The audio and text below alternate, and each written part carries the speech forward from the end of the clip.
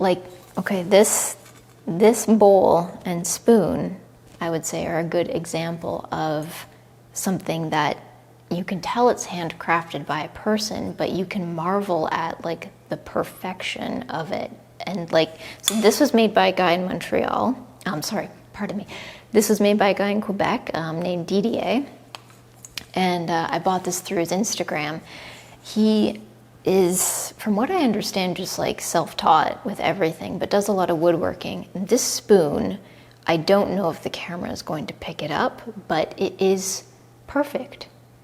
I'm like, how did you make this? Because it looks like it was made by a machine, just how perfect it is. And he's like, oh, I just hand carved it. He's like, I didn't even measure it. He just eyeballs it so that everything is perfect. And this was like forged by hand, forged brass, and he made the handle, and like all of it just made from scratch by someone who's self-taught and just made this just for fun. And to me, that's incredible because yes, you see that it's handmade, and that's the beauty of it, but you also see something that is like so perfectly made that you would almost think a machine did it, and to know that that was made by a human hand, and there's like no like error, just that you can attain that level of perfectionism at the same time. Excuse me, I think is just like, it's so fascinating. So I don't know if this is worth including in the video or not, but I wanted to show that because I think this is a good example. And I love when you can see what humans are capable of doing, even if it is just something like a craft or an art, you know? It doesn't always have to be something that's like some sort of physical feat, which is obviously very impressive. You see someone shoot a bow and arrow with their feet while on a skateboard or whatever type of stunt it may be, but it could just be like crafting a spoon perfectly. That's incredible. I could grab a book from here right now if you don't mind. I'll show you.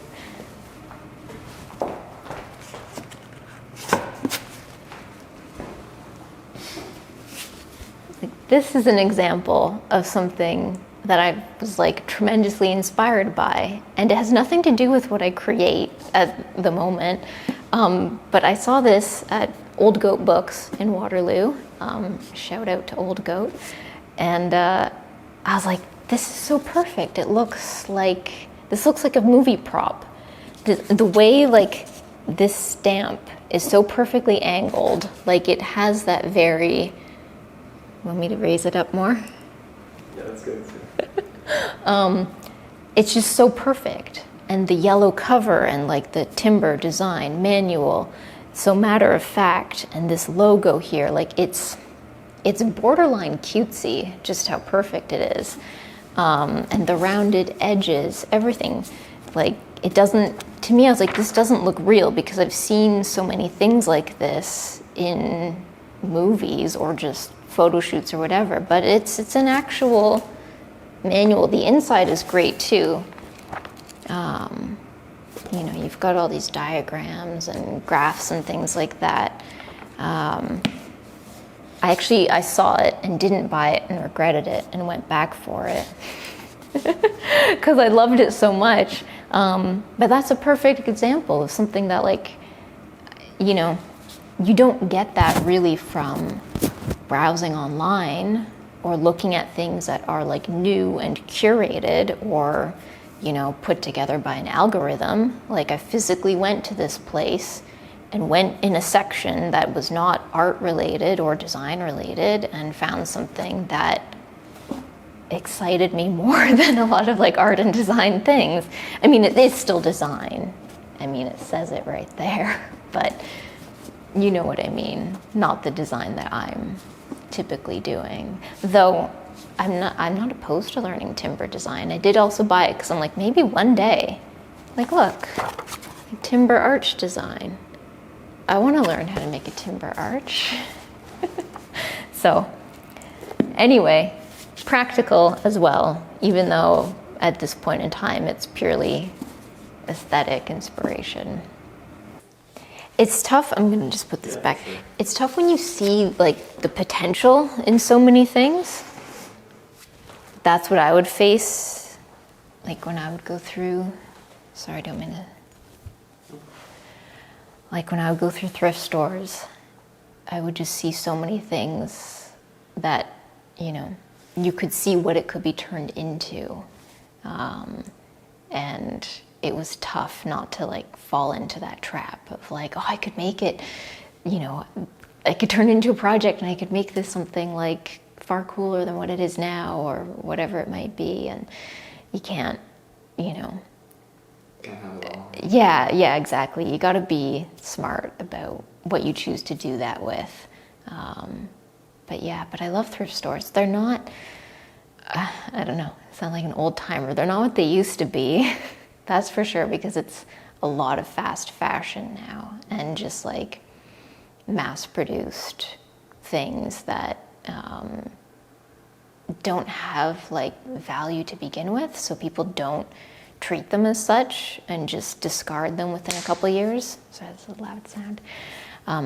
But yeah, just discard this stuff within a couple of years. And that's what I was finding. Anytime I've gone to a thrift store in the past several years, it's just been a lot of new junk, and that it's kind of nauseating to think that we produce and consume so much and then just discard it so quickly. Like, I know there's a whole pushback against that, which is wonderful to see, and more of an appreciation for things that are well crafted and investing in something that you know you're going to have for a long time versus, you know, buying something cheap just for like a night out or for a temporary living space or whatever it might be. There does seem to be a pushback against that.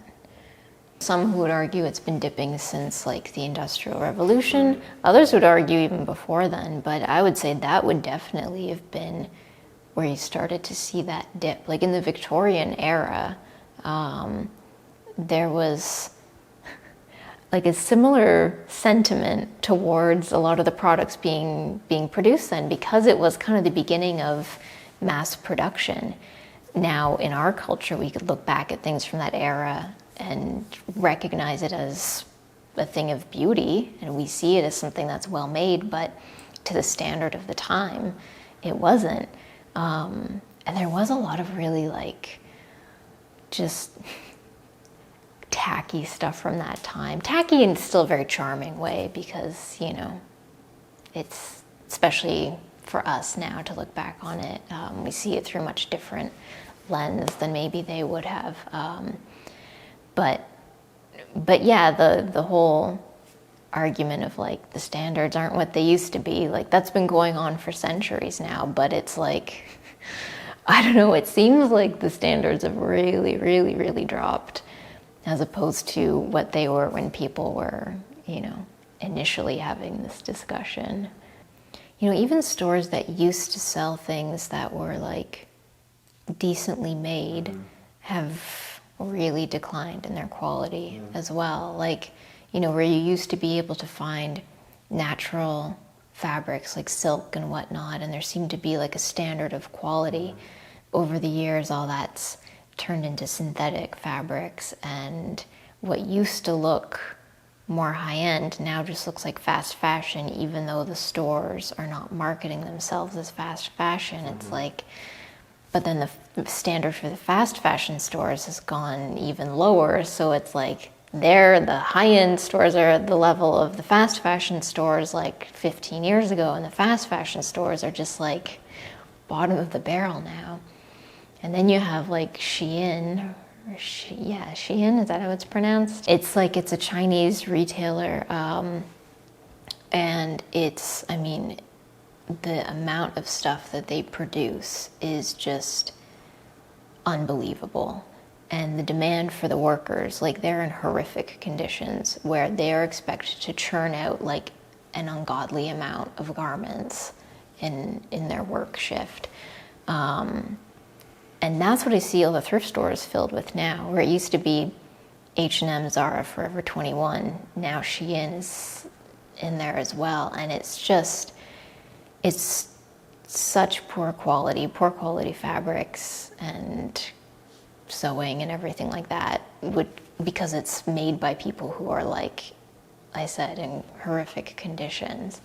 And it's just what is bought up for what, like a night, date night, or like a night at the club or whatever. Like, who knows? Like, I can't imagine it lasting much longer than that. I don't know if you're recording any of this. It's not really worth it to include, but it's just, but yeah, so it's tough to find things that are quality made. I buy most stuff secondhand online for that exact purpose. Like, so you can buy something that's reused, and try to buy more vintage too. That can be tricky for like just basic clothes, because sizes are weird and cuts are different. But I do sew, so I tailor a lot of the stuff that I buy. So that's a handy skill to have, even if you just know like some basic things, how to hem pants or like take them in at the back or whatever. Like, there's a lot that you can do to make things fit nicely. So that's one thing I'd recommend that everybody should know at least the basics of. It's just some basic sewing. Replace buttons, hem pants. It's a very valuable skill to have. That's good. Yeah, that was like, I used to have a coffee table from Schreider's. Like, it was bought on Kijiji from somebody who bought it back in the 60s from Schreider's. And I don't think it was teak. I'm not sure what wood it was, but it had that look. It was like, it was that era. It was very mid-century, and it was beautiful. And it was like made locally and sold locally and then resold locally. And that kind of stuff it's beautiful to stumble upon, because it's not something that you would typically encounter now, because most things are not made locally anymore. But yeah, we used to have the Arrow Shirt Factory and Kaufman boots and all kinds of. My grandmother worked at Kaufman's. Like, there used to be a lot of stuff made locally that you could buy that was of, a certain standard. Not the case. Yeah. And like you said about the 80s, a lot of people did used to know, like, it was a pretty common thing to sew. Like, it's only, I think in our generation that's been lost by a lot of people and then rediscovered in more like niche pockets. But, like in the 80s, my mom had a sewing machine, and like every household, I think it was pretty common to have a sewing machine. Like, both my parents know how to sew and how to do at least basic repairs on things and whatnot. It's a practical thing.